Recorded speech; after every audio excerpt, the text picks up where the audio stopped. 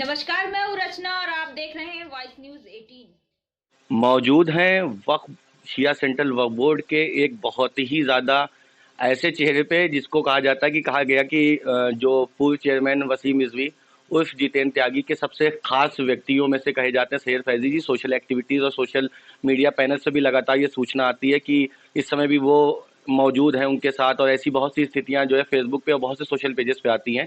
सबसे पहले सैयद फैजी जी, मैं आपका स्वागत करता हूं और आपको अभिनंदन भी देता हूं कि आप शिया वक्फ बोर्ड में सदस्य के तौर पे नामित भी हुए हैं। सबसे पहले आपका बहुत बहुत धन्यवाद हमारे चैनल को समय देने के लिए। जी बताइए। देखिए, पहला सवाल देखिए फैजी जी, सबसे पहला यह है कि आपका नाम सबसे ज़्यादा विवाद में क्यों है? आखिर वसीम रिजवी से आपकी रिश्ता क्या है जो आपका इतना विवाद है? देखिए, वसीम रिजवी का हमारा कोई रिश्ता नहीं था। जैसे कि एक चेयरमैन और मुतवल्ली का रिश्ता होता है, वो हमारा रिश्ता है। कोई भी चेयरमैन आता है तो उसके अंडर में मुतवल्ली रहता है। बस हमारा एक यही रिश्ता है।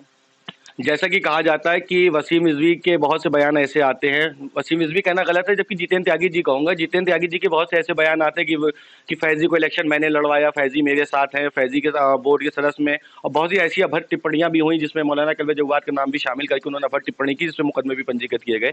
आपको क्या लगता है कि बतौर शिया समुदाय के आप एक बहुत ही सम्मानित चेहरा है, तालकटोरा करबला के मुतवल्ली हैं, केयर टेकर हैं, साथ ही साथ वक्फ बोर्ड के सदस्य हैं, तो क्या लगता है आपको कि वसीम रिजवी की ऐसी टिप्पणियां इस्लाम के खिलाफ और कुरान के खिलाफ, रसूल के खिलाफ, क्या ये सब चीज़ें सही हैं? ये तो बहुत ही गलत है। रसूलुल्लाह की शान में जो उसने गुस्ताखी की है, और मौला जैसे कि कुरान शरीफ का पहले शुरुआत करी 26 आयतों की, ये बहुत ही ख़राब चीज़ करी। उसी टाइम से ही हमारा रिश्ता उनसे ख़राब होने लगा था। हमने उस पे समझाया भी कि ये चीज़ें बहुत गलत हैं। उसी को लेके धीरे धीरे हम उनसे अलग होते रहे। फिर रसूलुल्लाह की शान में जो उन्हीं ने गुस्ताखी की है, वो तो हम लोग बर्दाश्त ही नहीं कर सकते हैं।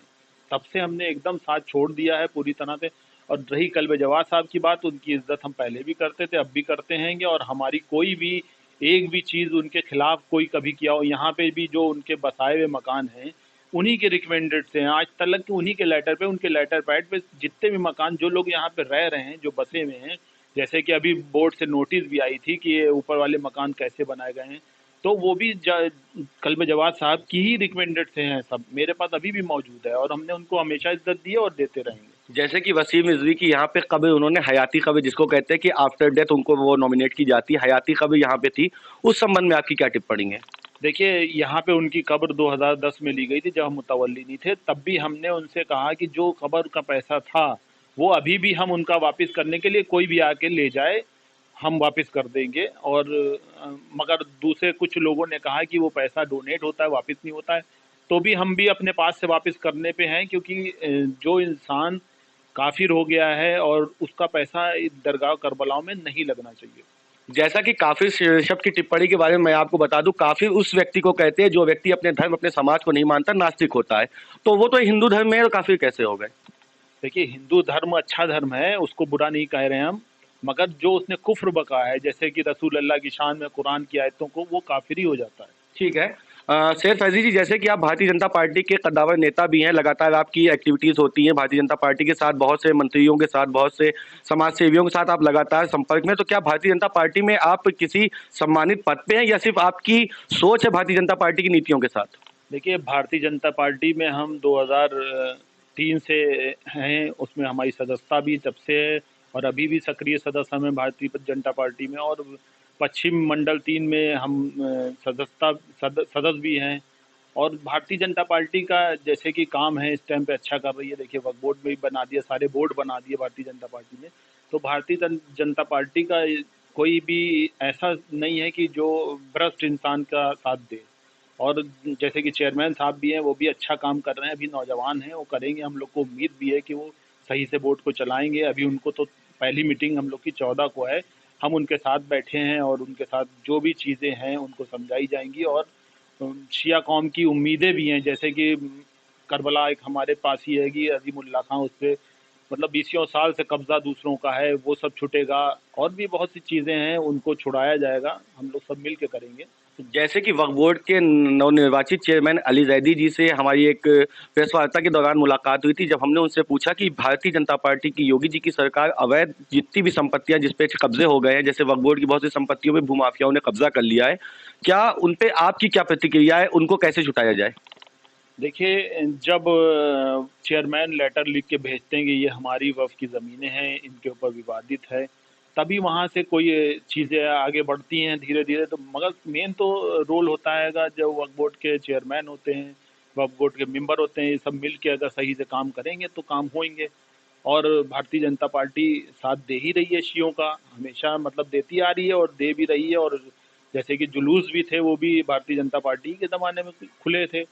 और भारतीय जनता पार्टी का आप लोग तो देख ही रहेंगे कि अभी पूरा बोर्ड बनाया शिया वक्फ बोर्ड को, पहली बार बना है जो, वरना तो आज तक के वसीम रिजवी सपा में भी कब्जे में रहा सीट और बसपा में भी कब्जे में उसी के रहा। जो ये वसीम रिजवी हैं, इनको भी बोर्ड में सदस्य नामित हैं। आपकी क्या प्रतिक्रिया है? क्या इनको वक्फ बोर्ड में आगामी समय में सदस्य इनको रहना चाहिए, क्योंकि इन्होंने धर्म परिवर्तन कर लिया और जो वक्फ बोर्ड की कार्यप्रणाली है, जो उसके बायलॉज है, उस बायलॉज के अकॉर्डिंग ये है कि जो व्यक्ति शिया समुदाय का हो वो शिया वक्फ बोर्ड का सदस्य हो सकता है। आपकी इसमें क्या प्रतिक्रिया है? देखिए, इसके लिए हमने लेटर लिख के भेज भी दिया है चेयरमैन साहब को। इसमें वक्फ एक्ट में लिखा हुआ है साफ साफ 16 का पे कि जो भी मुस्लिम है, शिया मुस्लिम है, तो वो शिया वक्फ बोर्ड का सदस्य हो सकता है। और जो सुन्नी वक्फ बोर्ड है, सुन्नी वक्फ बोर्ड में सुन्नी ही बन सकता है। और इन्हीं ने तो अपना धर्म ही बदल लिया है। अब ये हमने लेटर दिया है चेयरमैन साहब को कि इस पे इनकी सदस्यता रद्द की जाए, जहाँ जहाँ से मुतवल्ली है वहाँ से इनको हटाया जाए। जैसे कि कुछ वक्त संपत्तियों पे 2-3 दिन से सोशल मीडिया पेजेस पे आ रहा है कि वसीम रिजवी वहां जाके नोटिस लगा रहे हैं कि मैं जब तक शासन के अधीन हूँ और शासन मुझे जब हटाएगा तब मैं मुतवल्ली पद से हटाऊंगा, तब तक मैं उसका जिम्मेदार हूँ। तो इस पे आपकी क्या प्रतिक्रिया है? देखिए, ये तो एक ज़बरदस्ती है इसके ऊपर सब चीज़ें कहना के लिए। अब बोर्ड से अब पहली मीटिंग में आएगा, चलिए वो ये मान रहे हैं कि हमको एक प्रस्ताव दिया जाए और हमसे बाकायदा चार्ज लिया जाए, तो वो भी कर लिया जाएगा। अभी मीटिंग में ही ये चीज़ें रखी जाएंगी और फिर उनसे चार्ज ले लिया जाएगा। जैसा कि हमारे व्यूवर्स को मालूम है कि 14 तारीख को शिया सेंट्रल वक्फ बोर्ड की मीटिंग है और हमारे बीच थे वसिया सेंट्रल वक्फ बोर्ड के सदस्य सैयद फैजी जी, जो कि विवादित टिप्पणियों में हमेशा रहे, लेकिन अभी उनकी जो प्रतिक्रिया है उससे ये साफ साफ जाहिर होता है कि वसीम रिजवी के खिलाफ ये भी हैं और जो भी इस्लाम और शिया समुदाय की मानसिकता और उसकी आइडियोलॉजी के खिलाफ होगा, सैयद फैजी जी भी उसके खिलाफ होंगे। धन्यवाद।